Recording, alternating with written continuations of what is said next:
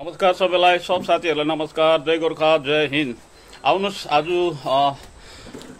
नयाँ क्रिएटरहरूको लागि यो भिडियो लिएर आएको छु। स्किप नगरी हेर्ने अनि नयाँ क्रिएटरहरूले यो कुरालाई बुझिराख्ने है साथीहरू।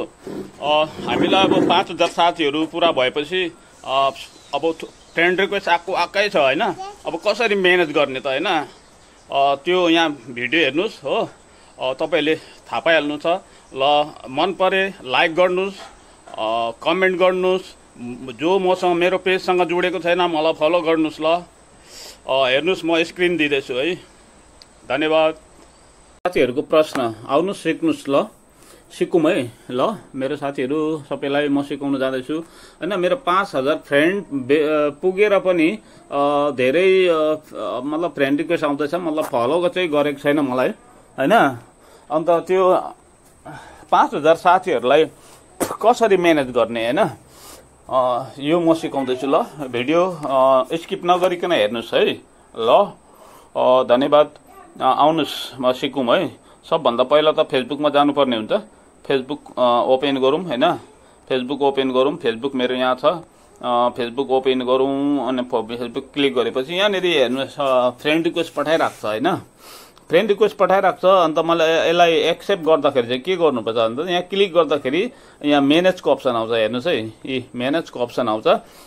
म्यानेजको अप्सनमा क्लिक गरेपछि साथीहरू यस्तो देखाउँछ हो, यस्तो इन्टरफेस आउँछ।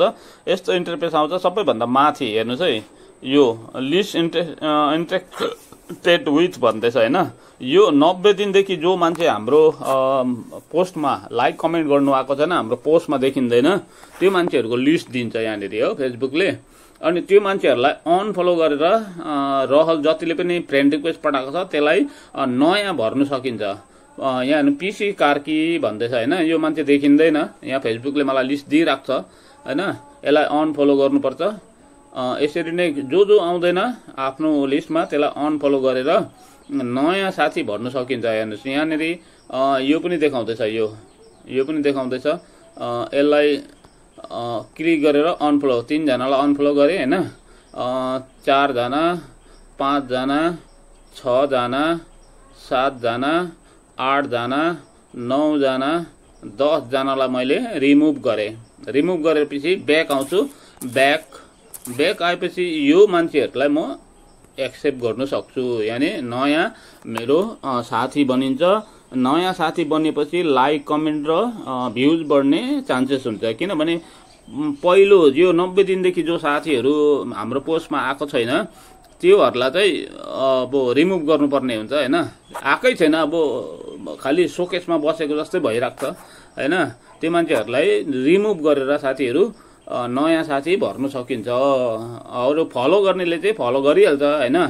त्यसलाई त रिमुभ गर्नु कुरा आउँदैन। अन्त यस्तो गर्नुपर्छ है साथीहरू। ल धन्यवाद। लाइक कमेन्ट र सेयर गर्नु, सेयर यस्तो कुरोहरू सेयर गर्नुहोस् है तपाईँहरूले। ल धन्यवाद।